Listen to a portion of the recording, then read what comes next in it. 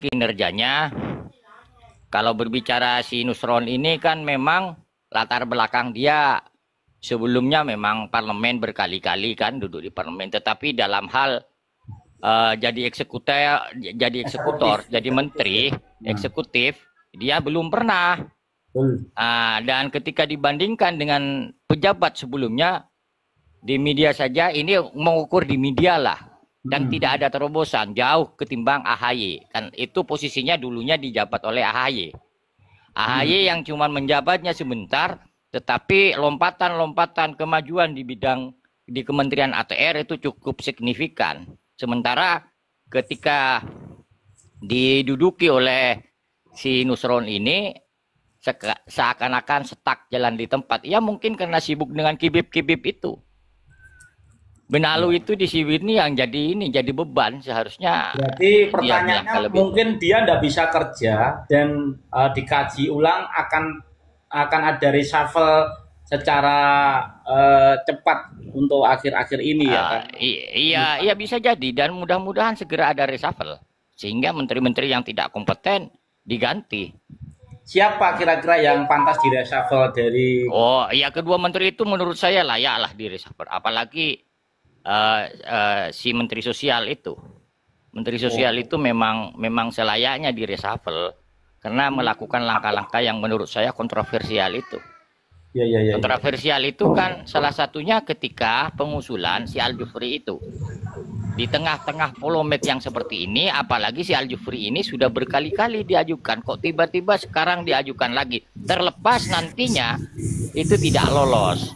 Karena Kementerian Sosial kan cuma sebatas mengajukan, tetapi keputusannya nanti ada pihak lain.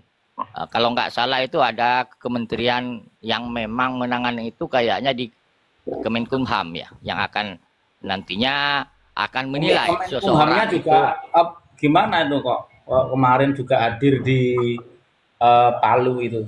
Iya, itu bentuk keberpihakan. Menurut saya itu hadir di Palu bentuk keberpihakan. Seharusnya itu menteri itu di reshuffle juga, itu menteri tidak bisa kerja, Pak. Oh, kan itu memang bisa kerja gimana kalau cuma mengandalkan baunya, host. Ini yang si ilmiah kok disuruh cium ini loh. Memangnya umat ini dianggap anjing herder atau apa gitu menggunakan penciuman. Ini kan nggak logis lah. Apalagi seorang menteri yang menyatakan itu nggak rasional sama sekali menurut saya. Seharusnya kalau memang menteri itu mengajak masyarakat ini untuk berpikir rasional, bukan diajak berpikir halu. Ini bertolak belakang dengan si Nusron. Dia zaman yang penuh kecanggihan saat ini, apalagi teknologi sudah ada AI dan lain sebagainya, kok tiba-tiba kita mau diajak mencium gitu loh, mengukur sesuatu dengan penciuman. Ini kan nggak bener ini. Ya, mantap. Tumben cerdas sampai orang biasa. Ini yang menurut saya yang memang kemungkinan menteri itu memang ya cuma modal cari panggung saja, sehingga untuk menutupi kemampuan kerjanya ya seperti itu. Itu saja, host. Mantap tenan ini ya. Wah, cocok bagi Pak Guru, memang sudah layak ini, benar-benar layak dan lebih dari layak ini. Penggantinya Menteri Sosial, host. Penggantinya Menteri Sosial. Cocok. Ya. Masuk. Ya, gimana? Disapa dulu, host. Ada Kaji siapa? Kaji Burhan atau siapa ini? Assalamualaikum, Kaji Burhan. Waalaikumsalam warahmatullahi. Ya. Gimana Kaji Burhan, sehat? Alhamdulillah. Saya mau menambah sedikit, host. Monggo Pak Haji. Pernah di suatu podcast, Bu Lili Wahid, adiknya Gus Dur, mengatakan bahwa Gus Dur selama hidup tidak akan pernah bertemu dengan Muhaimin dengan Saifullah Yusuf. Kenapa? Di situ ada pengkhianatan terhadap Gus Dur. Ketika host berbicara konteks Saifullah Yusuf, saya kira saya nggak akan bertanya lagi, memang dasarnya pengkhianat. Wong pamane dhewe dikhianati apa maneng masyarakat. Wah. Itu aja saya kira, Gus. Ya. sepakat ya. Saya Makanya kayak pilwali Kota Pasuruan saya nggak akan milih orang yang mengkhianati Gus Dur karena saya sebagian dari orang Gus Durian.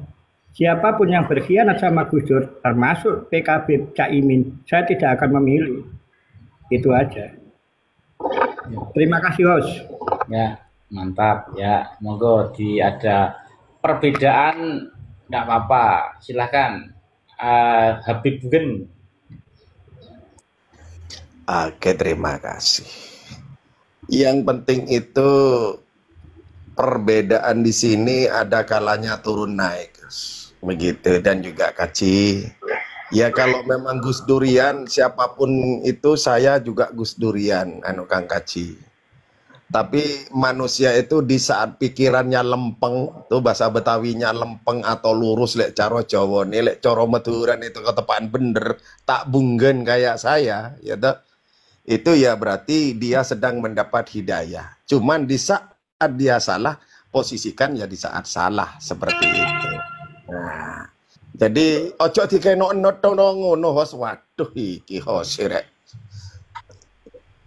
Jadi di saat kita ini sekarang lagi ada apa namanya sedikit hiburan dari Caimin tentang Nusron Wahid ini ya, itu adalah suatu pertanda bahwa siapapun orangnya yang sangat mendukung Babi Lawi ini akan diperlihatkan sedikit demi sedikit, ya toh?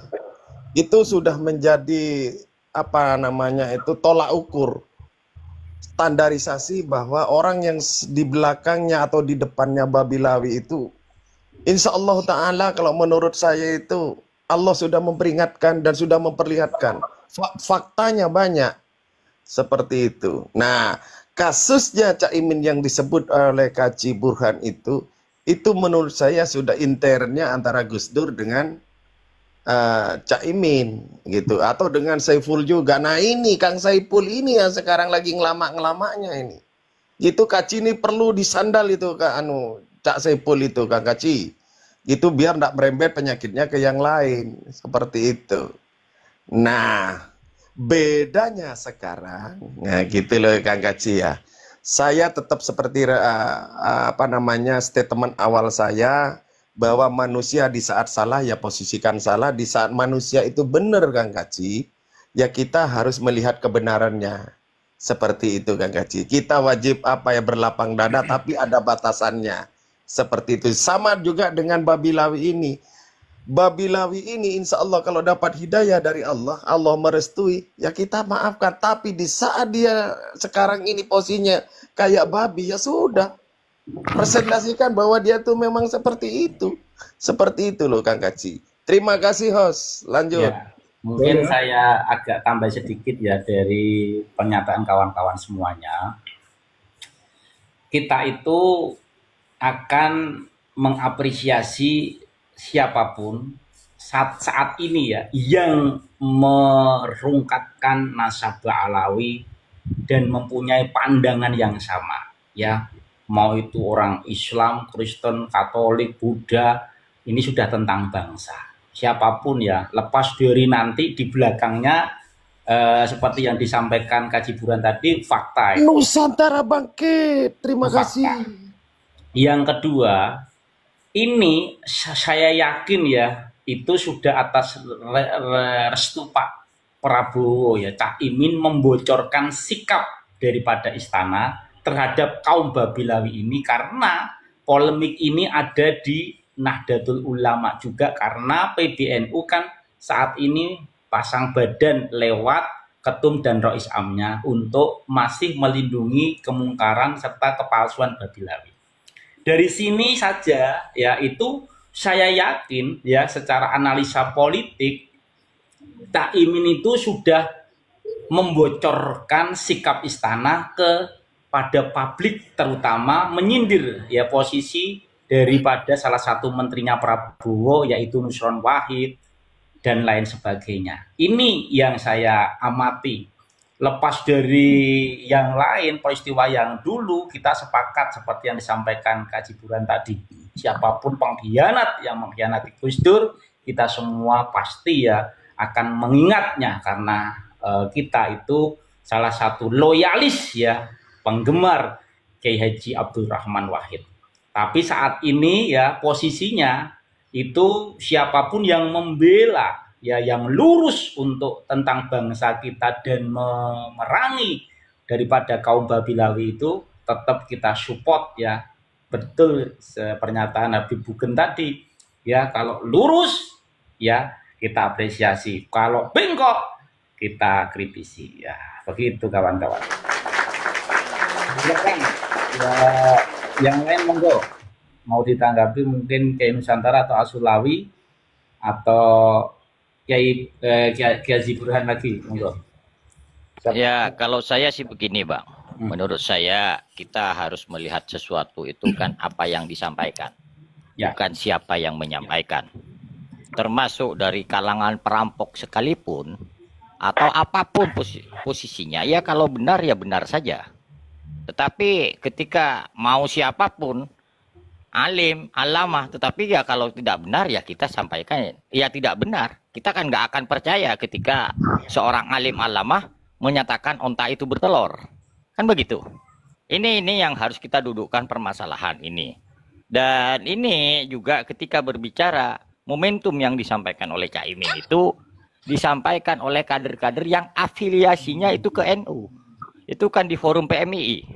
Saya lihat itu di membernya, podiumnya itu ada logo PMII. Artinya Caimin itu menyampaikan momentum itu, polemik Balawi ini bahwa Pak Prabowo juga ragu, itu di tengah kader-kader bangsa yang akan melanjutkan estafet kepemimpinan bangsa ini ke depan. Itu yang menjadi garis besar. Artinya ini kan apa ya, Caimin sebagai politisi yang cukup kawakan tentunya melihat momentum itu ingin mencerahkan audien itu bahwa Balawi itu bukan durian Nabi. Dan itu juga dipertegas dengan pernyataan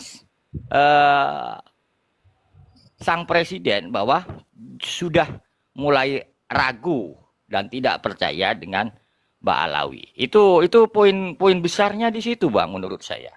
Jadi kita tanpa kita melupakan sejarah Caimin dengan Gus Dur, tetapi kan kita melihat apa yang disampaikan di tengah polemik yang berlangsung kurang lebih sekarang sudah masuk tahun keempat. Itu, Bang. Ya, terima kasih. Ungdur mangkola walatangdur mangkola. Jadi tidak melihat siapa yang menyampaikan, tapi lihatlah apa yang disampaikan.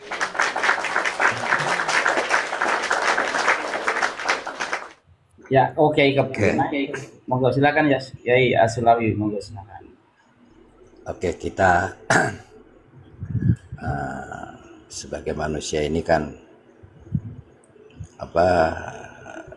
punya yaitu apa yang ada di kepala kita itu yang diberikan oleh Allah, anugerah terbesar bagi manusia yang diberikan oleh Allah kepada manusia itu adalah yang ada di dengkulnya, gitu kan. Oh lupa, ada yang ada di kepala. Dari kepala ini ya, yang bisa membuat sesuatu yang artinya yang tidak ada menjadi ada, yang buruk menjadi indah, juga dari kepala juga. Dari ada yang di tempurung kepala ini yang indah menjadi buruk. Ini yang menyentuh ini adalah yang ada di tempurung kepala. Jadi manusia jadi binatang tergantung di kepala itu, dan manusia menjadi manusia yang sempurna juga dari kepala itu juga. Ya, semuanya disentuh oleh kepala, bukan disentuh oleh hati. Karena semua binatang juga punya hati, babi juga punya hati. Tapi yang ada di kepala manusia tidak dimiliki oleh makhluk yang lain selain manusia. Jadi segala sesuatunya itu ada di kepala. Karena yang dipertanyakan oleh Allah itu ada satu pertanyaan, itu 3 pertanyaan diberikan kepada tadi manusia. Afala ya'qilun, apakah kamu tidak berakal? berarti sudah punya akal ketika ditanyakan. Ya, kemana akalmu? Afala yatafakkarun. Apakah kamu tidak berpikir, menganalisa, menimbang, dan lain sebagainya? Tugas dari pikiran. Afala yatazakkarun. Apakah kamu tidak mengambil pelajaran yang sudah kamu alami dalam kehidupan? Zikri di sini adalah memori, ingatan. Ya, jadi sudah lengkap. Manusia diberi oleh Allah sebagai manusia, artinya ciptaan, sebaik-baik ciptaan. Ketika tidak digunakan, akal dan pikiran ini akan menjadi jongos-jongosnya iblis. Ya, siapapun yang membela jongos-jongosnya iblis, maka akibatnya akan lebih terhina daripada iblis. Ya, ketika membela jongos-jongosnya iblis akan terhina, lebih terhina daripada iblis. Ya, karena di sini iblis mengaku-ngaku. Dasarnya adalah dari ngaku-ngaku. Setiap yang ngaku-ngaku ini berarti adalah jongosnya iblis yang ngaku-ngaku atas nama Allah dan Rasulnya. Nah, yang disinilah siapapun dia yang membela jongos-jongosnya iblis, pada akhirnya akan menjadi terusir dan terhina. Walaupun kamu karismatik sekalipun seperti apa, walaupun walimu seperti apa, sultannya sekalipun, jika membela jongos-jongosnya iblis, kau akan menjadi terperosok, terhina, ya, akan lebih hina seperti bangkai babi. Nah, itu ketika membela tadi yang mengaku-ngaku. Karena iblis mengaku mulia di hadapan Allah. Seperti itu, teman-teman.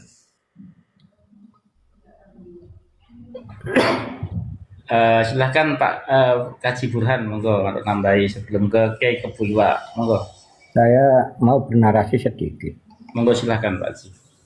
2 minggu yang kemarin saya kan diundang teman saya akad nikah. Ya kebetulan Habib dan ketua Robito juga hadir. Dan di undangannya, dulu kan saya kalau manggil dia kan Habib. Sekarang di undangannya ganti Sayyid. Ya kan? Dan kebetulan ketika saya datang, kalau dulu saya selalu mencium tangannya mereka. Kalau sekarang saya dengan bangganya dan tanpa ada perasaan minder dan kecil hati, saya berdiri tegak dan salaman seperti orang biasa. Wah, Wah, kemajuan yang sungguh luar biasa. kemajuan yang luar biasa. Iya. Ingat itu teman-teman ya, satu tanda-tanda itu teman-teman ya. Maaf ya, Dan saya ini ngajinya, sebentar Pak Asulawi. Dulu saya ngajinya di Ketua Robito loh. Jujur ya, saya ngajinya di Ketua Robito.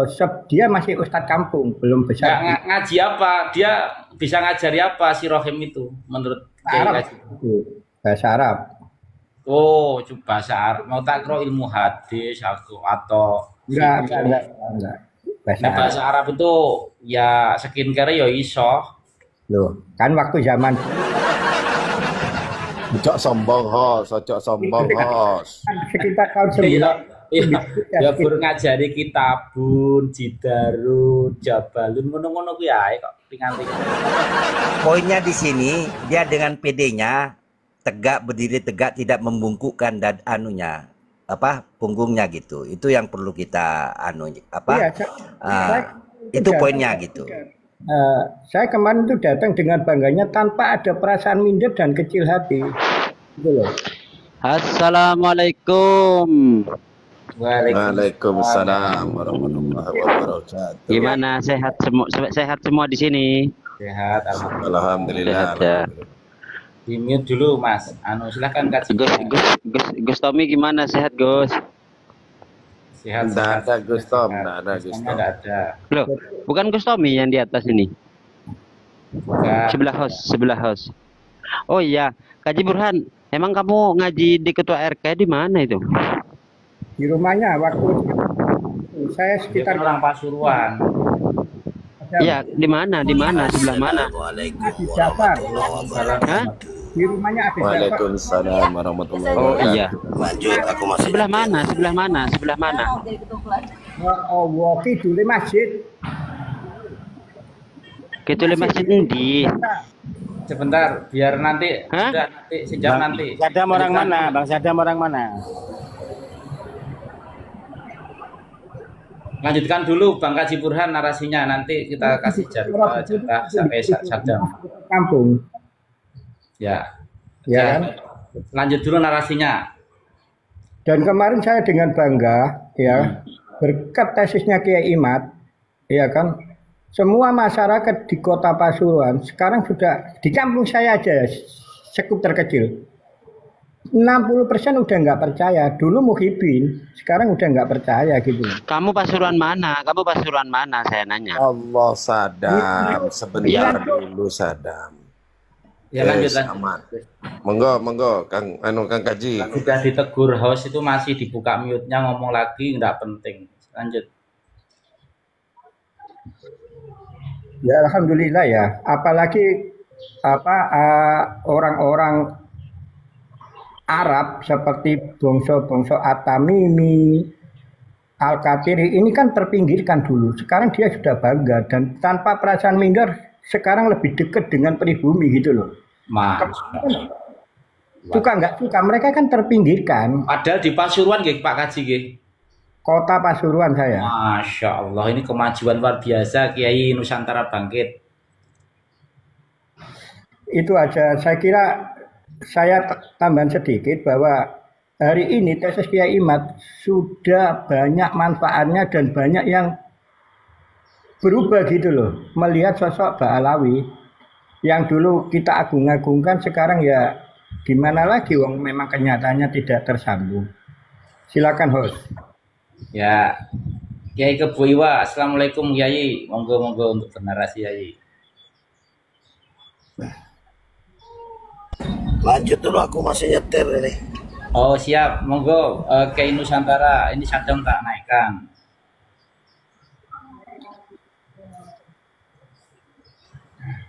Ya naikkan itu meteng-teng itu. Ya, maksudnya kan biar tidak mengganggu Jadi ya bernarasi. kan jangan Habib Bunggan gitu. Assalamualaikum. Kok diturunin host tadi host saya Nah, host? kamu kan sudah tak tegur toh, jadi berdiskusi yang baik gitu loh, biar kasih Ya, waktu ya, ya. teman nanti. Enggak, Itu saya cuma mau nanya aja. Soalnya Ya, di makanya kan udah kota dijawab, ya kan ada dijawab, biar selesai narasi dulu, nanti kamu menanggapi gitu loh. ya. Nah, sekarang Coba kamu ini, Host. saya kasih waktu 5 menit untuk Oh iya ya. Enggak harus 5 menit kebanyakan itu host. Kita yang simpel-simpel aja host. Simpel tapi pasti gitu loh host. mau tiktokan sama Kiai Nusantara, tiktokan saja. Jangan gitulah host, jangan gitu. Nggak, maksudnya Soalnya dari jangan tadi ini bisa. yang di ini iblis-iblis terus gitu. Monggo, bro. Cuma saya cuma dikit aja, nggak usah banyak. Satu aja lah permintaan saya host. Hostnya mau teman-teman di sini mau jawab ya terserah, nggak jawab ya terserah, itu aja. Apa itu? Lanjut ya. Oh iya gimana? Cuma satu aja ini ya. Gimana caranya dapat hidayah dari Kiai Mukimat itu host? Udah itu aja. Loh. Kok hidayah dari Ini orang yang tidak mengerti beriman. Kok Kiai Loh, iya itu aja yang aku nanya ini. Yang Rasul enggak saja gini tidak loh, bisa Pak. memberikan hidayah. Saya nggak banyak-banyak, saya Ya, enggak itu enggak, aja. ini- Gimana? Soalnya kamu ini udah dapat hidayah semua kayaknya kalau aku Lah, perhatiin iya, gitu. abang percaya yang bisa memberikan hidayah siapa, Pak? Apa Habib, apa Allah gitu loh, Pak? Kok tanyanya Ya seperti Allah itu? kalau saya.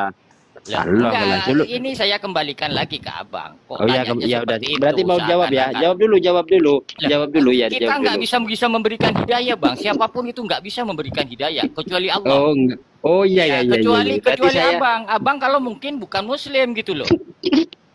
Oh iya iya iya iya iya. Ya udah. Enggak, dari Berarti mana bisa berarti hidayah itu? berarti saya salah. Berarti saya salah. Gitu makanya aja saya poinnya coba ya. Ya luruskan benerin. gitu. Gimana itu? Jawab aja benerin Ya saya. nggak bisa dijawab, Bang. Karena yang berhak memberikan hidayah itu Allah Subhanahu wa taala, bukan kita. Oh. Kita menyampaikan saja. Iya, Itu iya, tugas iya, iya. kita. Tetapi Oh, masalah tugas hidayah kami. itu hak prerogatif Iya, iya, Allah, iya, iya. bukan kita Ya sebagai udahlah. makhluk. Gitu. Berarti itu ya, berarti yang memberi hidayah Allah berarti ya. Lele iya. Iya, ya, ya udahlah saya turun aja lah. Ini Nggak begini, penting juga di sini saya.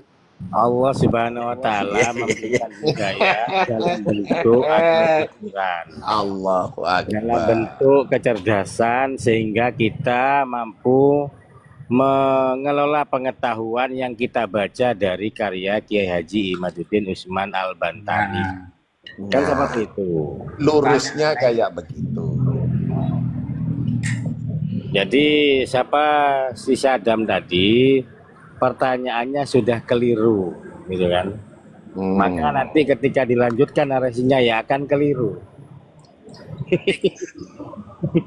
Miru tetap Pertanyaan ya. itu tidak dijawab. Astagfirullahaladzim, saya kawan-kawan. sampai sendirian tertawa terpingkal-pingkal ini. Astagfirullahaladzim, jadi pengen masuk jadinya. Masya Allah.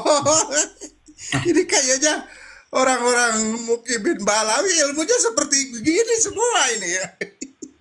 Astagfirullah. Memang target mereka itu orang-orang yang haus ilmu, Bang Dadan. Jadi pertanyaan itu tidak harus perlu dijawab. Mungkin pertanyaan itu perlu disempurnakan cara bertanyanya. Begitu itu. Kan tadi pertanyaannya kan siapa yang sudah mendapatkan hidayah dari mukimat kan seperti itu. Itu kan salah satu pertanyaan yang salah yang perlu disempurnakan pertanyaannya. Jadi tidak perlu dijawab. Masa hidayah bisa datang dari wong nabi enggak bisa kok. Apalagi cak orang biasa nih, Cak. Dari Allah. Nah ya kan makanya saya tanyakan konsep seperti itu ajaran siapa? Kan kita tahu bersama bahwa hidayah itu hak Allah bukan kita. Kita cuman ya menyampaikan saja, percaya nggak percaya ya terserah, meskipun dari mereka itu barangkali ngotot ya, tetapi kan kita tetap punya kewajiban, barangkali nggak bisa hari ini mungkin besok, kan seperti itu. Ya, Itu betul. saja yang kita lakukan kan. Kalau ditanya siapa yang bisa caranya dapat hidayah, ya bukan kita lah. Nabi saja seperti itu loh ketika gimana berusaha mengimankan pamannya. Kan kita tahu semua tentang hal itu. Ini yang seharusnya kita luruskan. Nanti kita dengan pertanyaan seperti itu sesat berjamaah kalau itu dibenarkan. Kan begitu. Kita Ya, jangan sampai tergiring seperti itulah. Ini menghadapi